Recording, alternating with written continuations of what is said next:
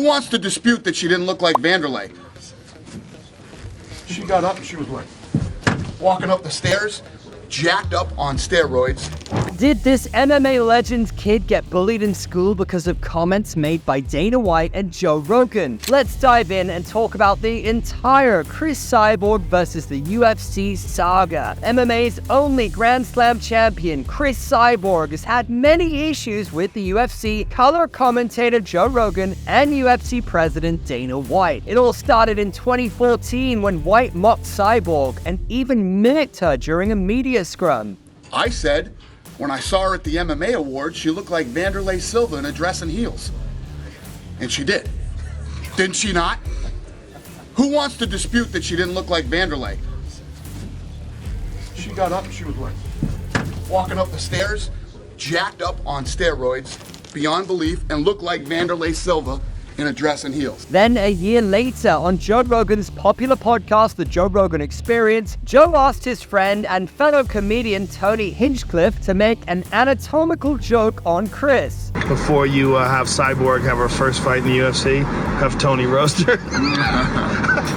Yeah, that'd be amazing. I don't even know where I'd begin. Where would I start? Probably she's the only person that cuts weight by chopping off her.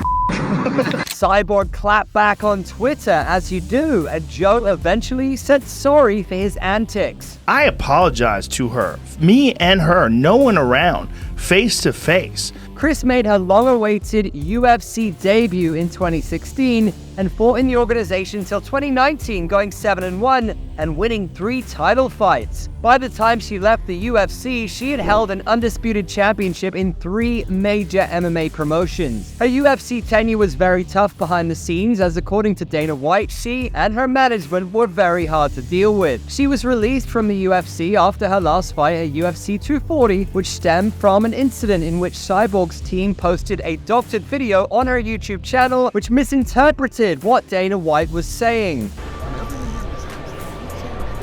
Cyborg tweeted a long apology for that video on her Twitter. However, Dana didn't want anything to do with Cyborg after the doctored video incident and allegedly her refusal to rematch with all-time great Amanda Nunes. She's unhappy, we're unhappy. She lies and does that thing. See you later. Have a nice life. Cris went on and immediately signed with the UFC's rival promotion Bellator MMA and captured their world title, making her the only Grand Slam champion in mixed martial arts. But hold up, the beef ain't over yet. Cyborg brought up those comments from Rogan's podcast again in 2021, saying not only how uncomfortable she felt working with him in the UFC, but also revealed that her daughter got bullied in school because of those remarks. Now Cris has defended her Bellator featherweight title 5 times, but recently she took to the comment section of Dana White's post on X, requesting him to book her a rematch against the retired Amanda Nunes at the star-studded UFC 300 event. Plus, she even teased a throwdown against UFC's new signee, Olympic gold medalist Kayla Harrison. So far, there's no sign of Cyborg fighting at UFC 300, but what's your opinion on Cyborg's feud with Dana White and Joe Rogan? Who's right and who's wrong? And the most important question is, are we going to see the long-lost Cyborg-Nunes rematch at UFC 300? Like and share if you enjoyed the video, and don't forget to follow Sportskeeda MMA on all our social media platforms.